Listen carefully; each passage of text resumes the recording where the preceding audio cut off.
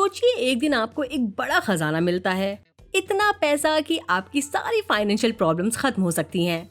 लेकिन ट्विस्ट ये है कि अगर आप ये पैसे रखते हैं तो साथ में हजारों नई प्रॉब्लम्स भी मुफ्त में मिलेंगी। तो आप क्या करेंगे? पैसा रखना है या वापस करना है? ये है नेटफ्लिक्स की लेटेस्ट मूवी अनलकी सिस्टर्स का मेन मुद्दा। ये कहानी है दो बहनों की, जेसिका और एंजेला। दोनों एकदम अलग नेचर की हैं, पर किस्मत ने दोनों को एक ही ट्रिकी सिचुएशन में डाल दिया जब उन्हें अचानक एक फॉर्च्यून मिलता है। फिर शुरू होता है असली ड्रामा। अब ये देखना इंटरेस्टिंग होगा कि ये बहनें क्या डिसाइड करती हैं, पैसे रखकर मुसीबतों का सामना करती हैं या पीस के लिए सैक्रिफाइस। आपका क्या ख्याल है?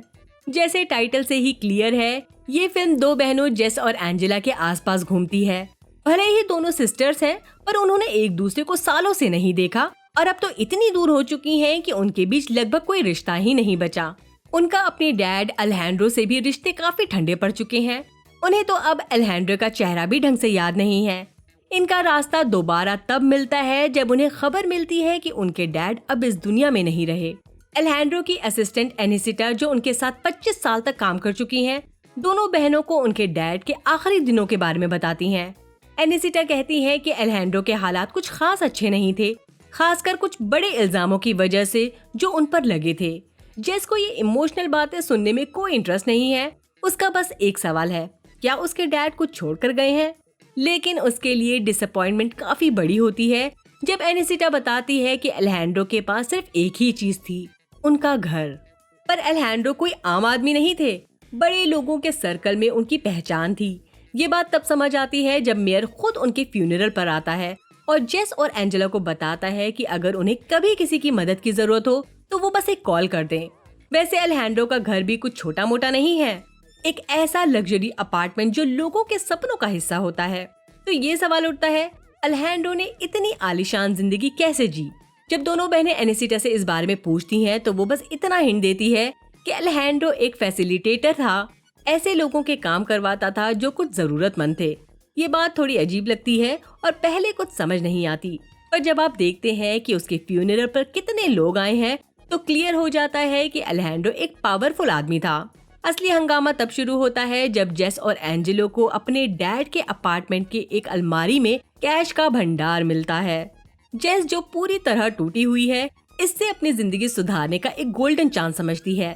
लेकिन एंजेला को डर लगता है कि कहीं ये पैसे चोरी के तो नहीं, या फिर उनके डैड ने ये किसी और के लिए रखे थे। अब ये बहनें क्या करेंगी? पैसा रखेंगी या किसी मुसीबत को बुलाएंगी? एंजेला और जेस की जिंदगी में असली ट्विस्ट तब आता है जब उनकी मुलाकात मिस्टर ऑस्टरफिल से होती है।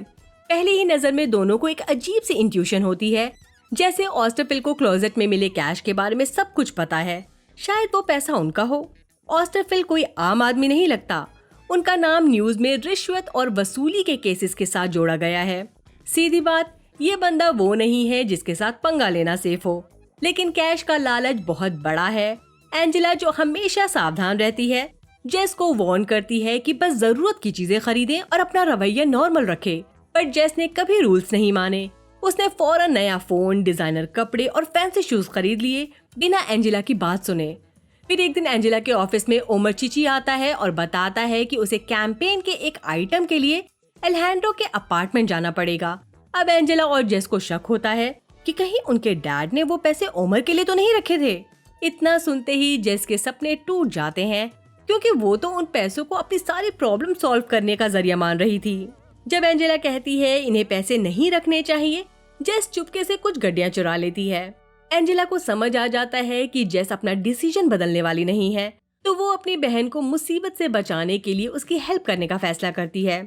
दोनों के बीच एक इमोशनल लड़ाई होती है, जिसमें जेस अपने डैड को थका हुआ इंसान बोलती है, जिसने अपने बच्चों और बीवी का कभी ख्याल नहीं रखा। एंजेला उनकी वकालत करती है, बोलते हुए कि इनके डैड एक अच्छे इंसान थे जो अपने हिसाब से बेस्ट कर रहे थे। बात इतनी बिगड़ जाती है कि दोनों एक दूसरे को उल्टा सीधा बोलने लगती हैं। आखिर में दोनों फैसला करती हैं कि ये पैसे आपस में बांटकर अपने रास्ते अलग कर लेंगी। जेस डिसाइड करती है कि उसे शहर छोड़कर भागना पड़ेगा, इससे पहले कि पुलिस या ओमर के आदमी उस तक पहुंच जाएं। वो एयरपोर्ट पहुंचती है, पर सिक्योरिटी चेक करने के दौरान उसे फॉरेन करेंसी कैरी करने के चक्कर में अरेस्ट कर लिया जाता है। एंजेला फौरन पुलिस स्टेशन पहुंचती है और पता चलता है कि जेस पर स्मगलिंग और करेंसी ट्रैफिकिंग के चार्जेस लगे हैं। अब कोई और ऑप्शन नहीं बचा तो जेस पुलिस से डील करती है। वो अपने सूटकेस का सारा कैश उन्हें दे देती है, बस इस कंडीशन पर कि एंजेला को रिहा कर दिया जाए। पुलिस केस वापस ले लेती है, सारे चार्जेस ड्रॉप हो जाते हैं और एंजेला को फ्री कर दिया जाता है। जेस अपने सपनों को बचा नहीं पाती, लेकिन अपनी बहन को मुसीबत से जरूर बचा लेती है। जब जेस और एंजेला वापस अपार्टमेंट पहुंचते हैं तो नीचे एक भीड़ उनका इंतजार कर रही है, जिसमें एनिसिटा और ओमर भी शामिल हैं। अपार्टमेंट के अंदर जाते ही एनिसिटा ओमर को वो चीज दे देती है जो वो असल में लेने आया था। हैरानी की बात है, ये कैश नहीं बल्कि एक बुक है। पता चलता है कि अलेजेंड्रो ओमर के लिए पैसे नहीं बल्कि एक डायरी संभाल के रखे हुए था। जेस और एंजेला ने क्लोजर चेक किया तो रिलीफ मिलता है, कैश वहाँ सेफ पड़ा हुआ है। लेकिन ये खुशी ज्यादा देर नहीं चलती। बैड न्यूज मिलती है कि कोर्ट ने अलेजेंड्रो का अपार्टमेंट नीलाम करने का ऑर्डर दे दिया है और दोनों को एक हफ्ते के अंदर फ्लैट खाली करना पड़ेगा।